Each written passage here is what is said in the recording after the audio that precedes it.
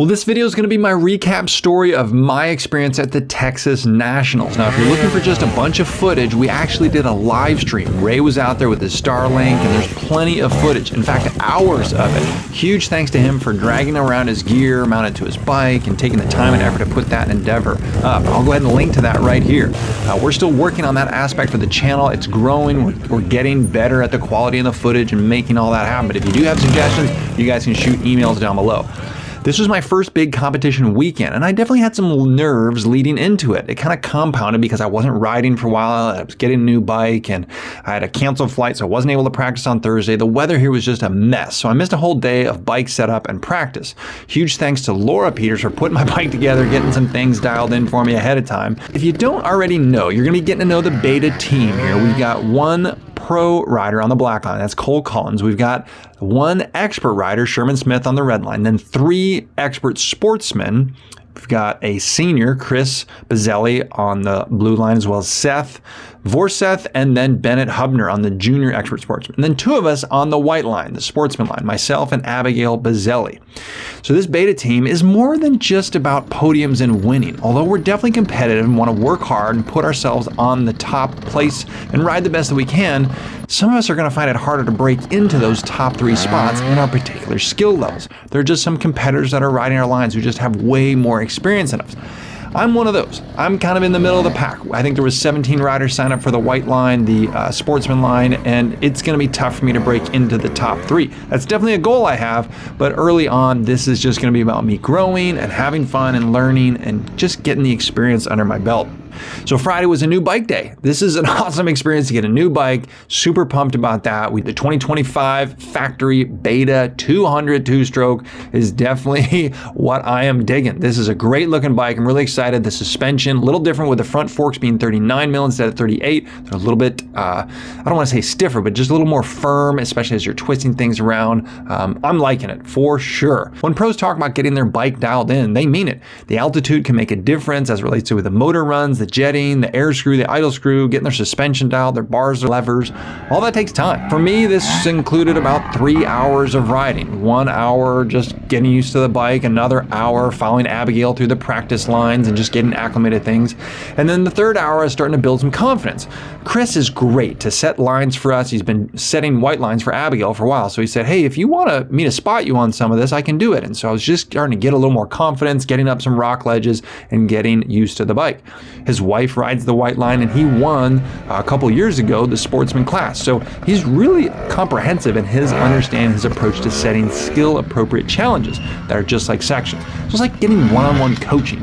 And this is one of the huge benefits of being on a team. You've got the ability to draw from others who can help bring out the best of you. You've probably seen Chris on some of the other videos on this channel, and if not, I will link those here. Saturday morning, it rained all that night before, and Saturday morning the practice area was terrible. I actually lost some confidence thinking this is going to be really tough. We had a 1-hour rain delay, and I'll show you what the guys were up to because no one was going out just yet. Just hanging out, telling stories. So my goal was just to ride with Abigail and get accustomed to the loop. We both had a couple nervous jitters, so to speak, and didn't ride perfect as we went. But as each loop went through, we got lower and lower scores. So I was really pleased overall with the day to finish with 9th. And to me, that was good. I felt I put in the best riding. I've been working a ton with Ray on body positioning and turns and cambers and working through the mud and traction with Seth. So I was pleased with that finish. Now, when it comes to my approach to teamwork and sports, I've primarily been a team sports guy. Basketball, then volleyball, I was a captain. So I always want to be solid in my own performance and then try to lift others up. Supporting others is actually how I get into my flow state. If I'm only focused on myself, it's almost like there's too much pressure just on me and my performance. Confidence! Sit into it, look up! Go, go, go, go, go!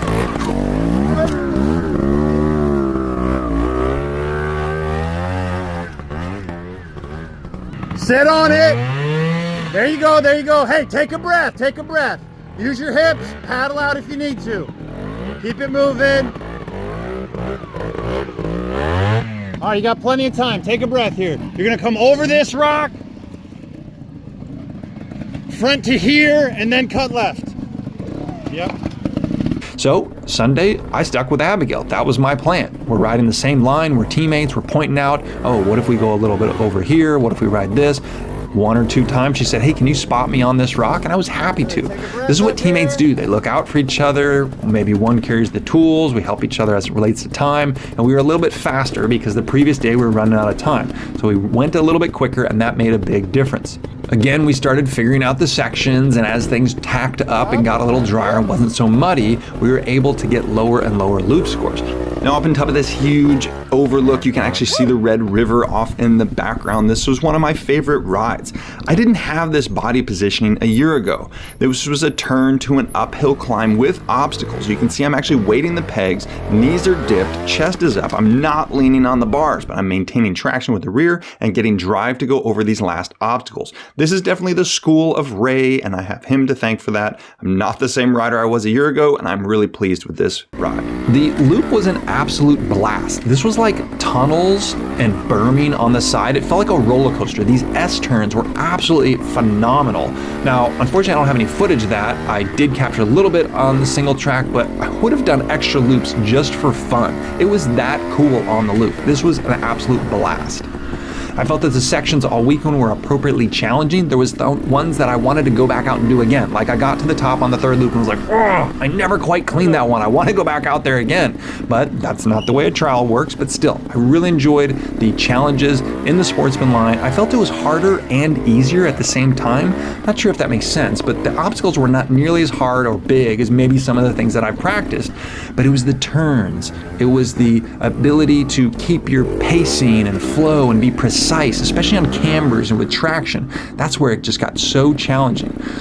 Now, going into the pits after each loop, it felt like F1 racing. Huge thanks to Chris Collins, who was minding the pits for the beta team, and as well as Laura Peters for helping make food. When we pulled in, they took care of our bikes, gassed them up, did whatever we needed, cleaned them off, lubed the chain, and it was just a delight to be a part of this factory team. Again, Sunday, it felt like I rode pretty well. There were some times that I probably could have avoided some fives, giving it some more RPM at the bottom or to have the momentum to get up some of these less than ideal traction hills, but that's something I'm working on. It was definitely a fun day. I think I need to work on my floater turns and not necessarily zaps or splatters, but floater turns, maintaining traction and body position as we're going up hills. All those things really help. There was only 2 sections on Sunday that I even thought about hopping. So it's not like you need to be able to hop on the white line at all.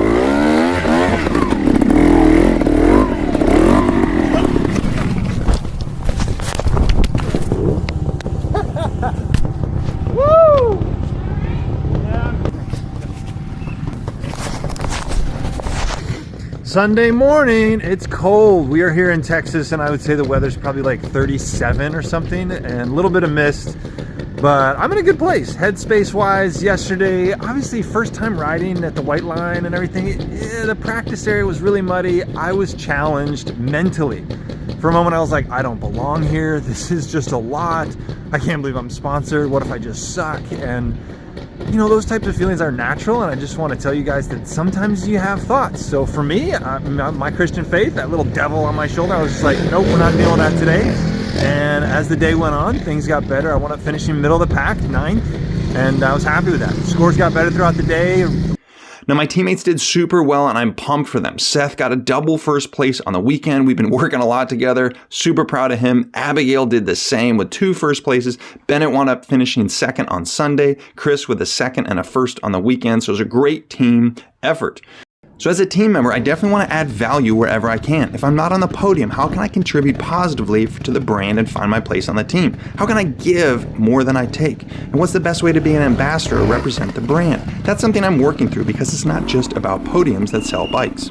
Make sure that you guys are checking out the live stream. There's tons and tons of footage there. So if you guys are interested in seeing your friends, you guys can get a ton of that over in the live stream. If you're not already subscribed, make sure you do that and click that bell notification so that you know when we go live. I'm going to work to get you guys some more footage, especially in the California National, maybe even do a video per day. But on this one, I just want to tell my story and explain to you guys kind of a little bit about the beta team and what it's like riding with teammates. I had an absolute blast. Hopefully you guys enjoyed the footage, and I'll see you in the next video.